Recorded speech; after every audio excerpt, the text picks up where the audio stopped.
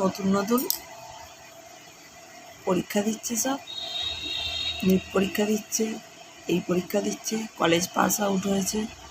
আমরা college pass out হয়েছি মোটামুটি 15 বছর হতে চলে। মানে আমাদের পিছনে যে বাঁশটা মেরেছে সেই বাঁশটা তোরা আজকে বুঝতে পারছিস, সব বুঝে দেখ। মোটামুটি আমাদের গার্জেনরা তো মানে বাঁশ বাগান তৈরি করে দিয়েছে, তার মধ্যে থেকে একটা দুটো বাঁশ ঝাড় তোদের মানে বাঁশ ঝাড় বলছি, বাঁশের ডগা তোদের পিছনে সব গুঁজেছি আমরা নয়, তোরা নিজেরাই গুঁজেছিস ভাই। আমরা শুধু পথপ্রদর্শক, আর কিছুই না। হ্যাঁ চল, তোরা যেই রাস্তা দিয়ে যেতে চাইছিস তো চল চল চল, আর কিছু ব্যাপার নয়। আমাদের সব জানা হয়ে গেছে, কোনো সরকারি কারোর জন্য নয়। সরকার চেঞ্জ হলে যারা সরকারি চাকরিজীবী করে তারাই একমাত্র লাভবান হয়, ডিএ পায়, মাইনেটা 70 থেকে 1 লাখ হয়ে যায়। আর কিছু ব্যাপার নেই, চিন্তা করার কিছু নেই।